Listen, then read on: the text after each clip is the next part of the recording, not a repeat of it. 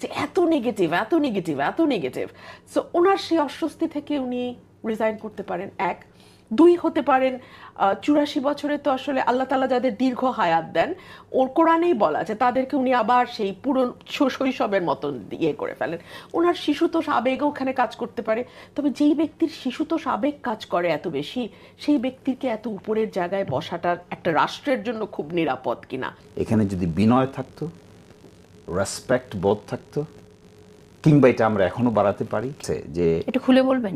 খুলেই বলছি আমি, কথা বলেন, অ্যানালাইসিস করেন, কিন্তু শব্দ চয়ন মাস্ট বি রেসপেক্টফুল। বেসামাল কথাবার্তা বলেন কিংবা তিক্ত কথাবার্তা বলেন, ব্যক্তি বিশেষকে আঘাত করে কথাবার্তা বলেন, তাদের উচিত নিজেদেরকে রেস্ট্রেইন করা। ওইটা তো মোটামুটি খুব একটা ভালো ফল পাচ্ছি না।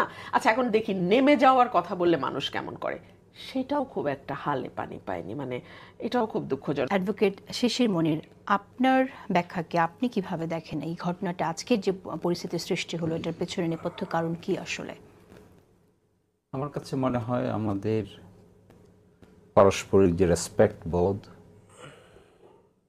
যে একটা অন্যের অবদানকে যে স্বীকৃতি দেওয়ার যে টেন্ডেন্সি, মানসিকতা, এটা এক ধরনের কম্প্রোমাইজ হয়েছে। এবং এই যে আত্মহমিকা বোধ, আমি ক্লেম করব, আরেকজন মনে হয় কন্ট্রিবিউট করে নাই, এই বোধ শক্তিটা এখানে প্রখর হয়ে গেছে। এটা উচিত না।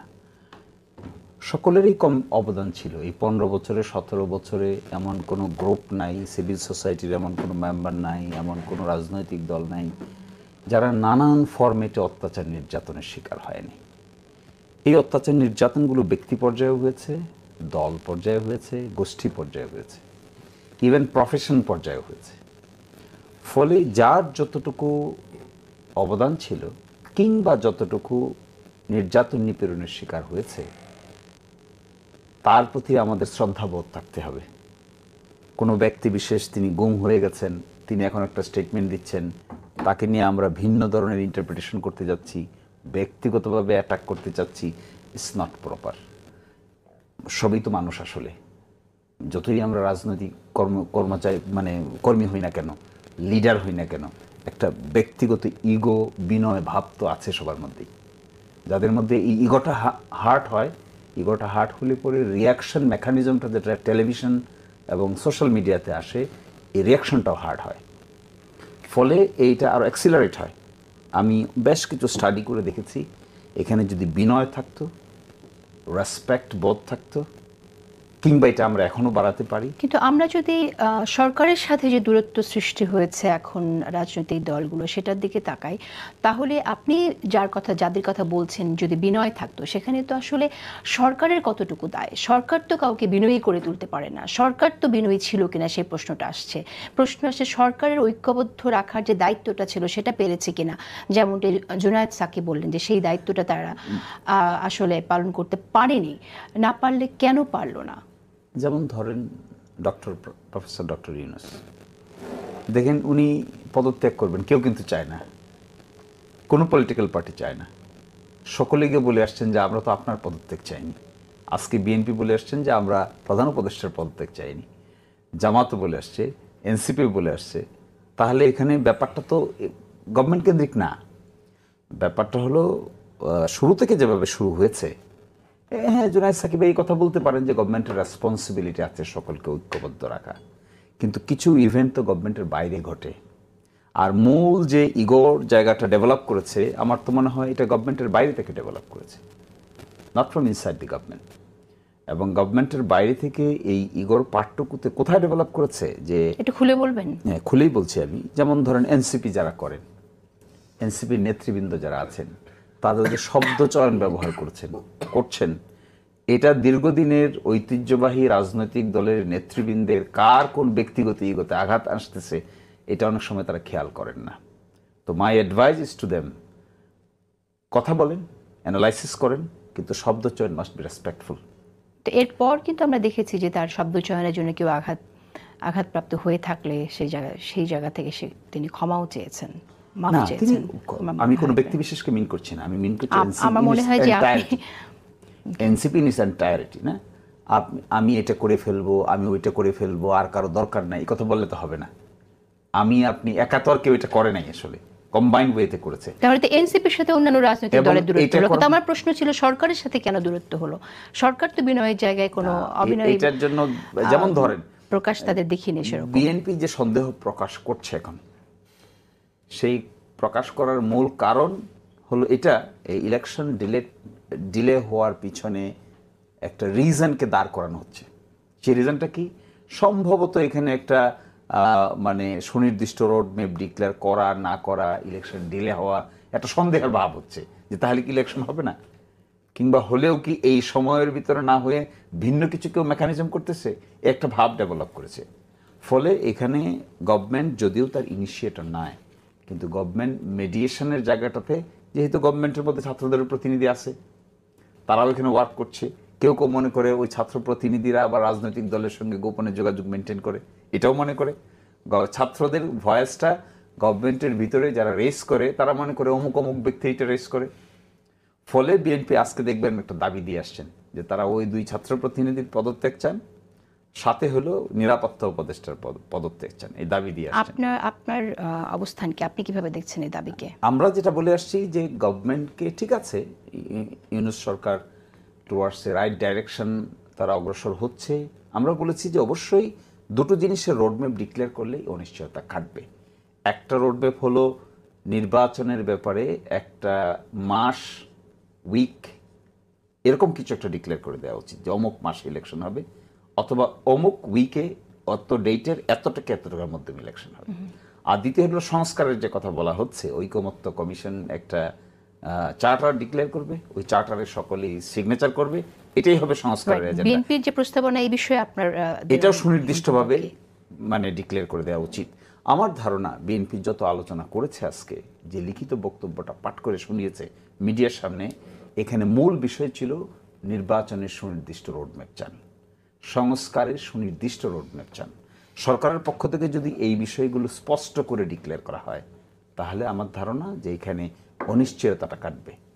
আর যারা অনেকেই বেসামাল কথাবার্তা বলেন কিংবা তিক্ত কথাবার্তা বলেন, ব্যক্তি বিশেষকে আঘাত করে কথাবার্তা বলেন, তাদের উচিত নিজেদেরকে রেস্ট্রেইন করা, তাহলে এনভায়রনমেন্টে ডিটেরিয়রেট অশেষ করবে না। ধন্যবাদ আপনাকে। আমি রুমিন ফারহানের কাছে আসতে চাই। রুমিন, আমরা শুনলাম যে এই যে ক্রেডিট দাবি করা, গণঅভ্যুত্থানে কার কি অবদান ছিল, সেই ক্রেডিটের যে রাজনীতি, সেই জায়গা থেকে দূরত্ব সৃষ্টি হয়েছে, কিন্তু এটা তো আমরা গণঅভ্যুত্থানের ঠিক ইমিডিয়েট গণঅভ্যুত্থানের পরপরই শুরু হয়েছে, দেখে আসছি 9 মাস ধরে এই বিষয়টি ঘটছে।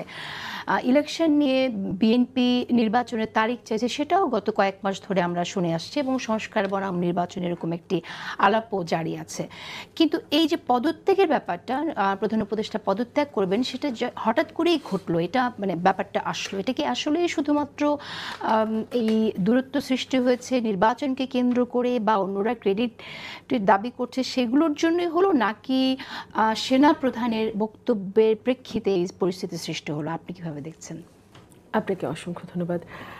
গণ অভ্যুত্থানের 9 মাস পরে দাঁড়িয়ে একটা বিষয় স্পষ্ট দেখা যাচ্ছে, সরকারের সঙ্গে একটি নির্দিষ্ট দল বাদ দিয়ে বাকি সকল রাজনৈতিক দল, বাংলাদেশ আর্মি এবং অন্যান্য যেই প্রতিষ্ঠানগুলো আছে, সবার সাথে সরকারের একটি চমৎকার দূরত্ব তৈরি হয়েছে।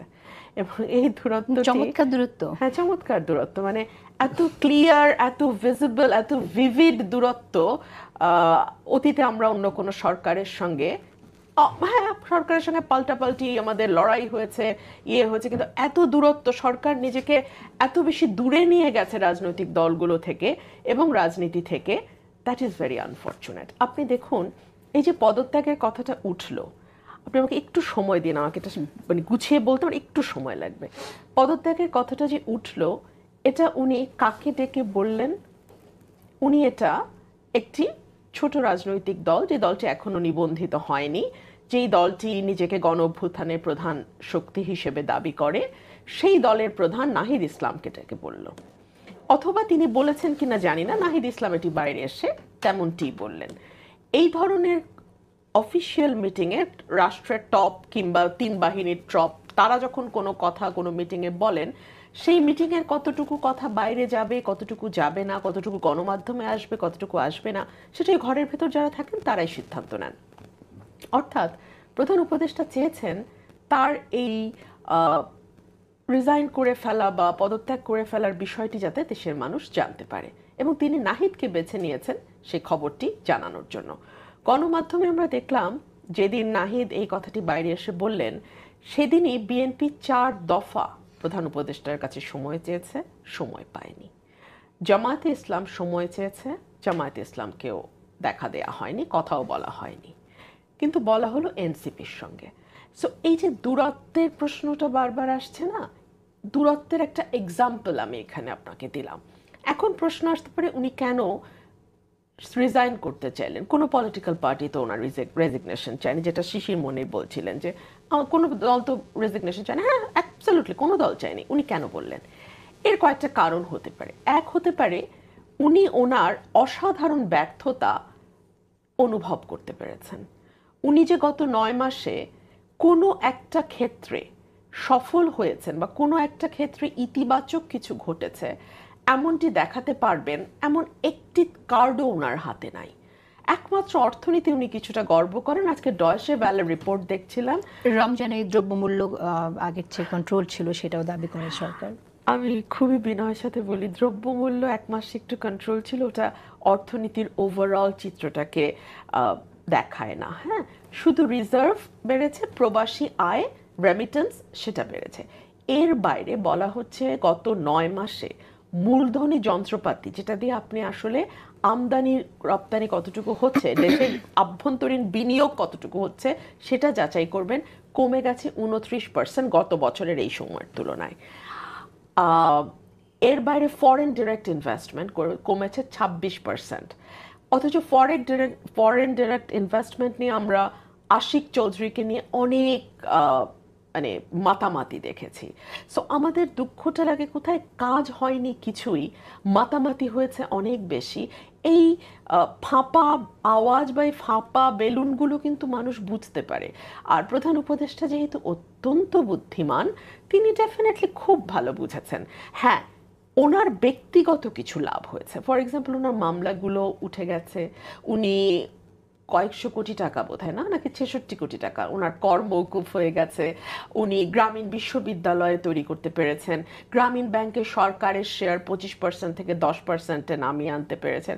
আমি জানি আপনাকে দেখলে মনে হচ্ছে আপনি একটু অস্বস্তি বোধ করছেন। এই অস্বস্তি প্রধান উপদেষ্টারও সম্ভবত হয়েছে যে এত নেগেটিভ, এত নেগেটিভ, এত নেগেটিভ।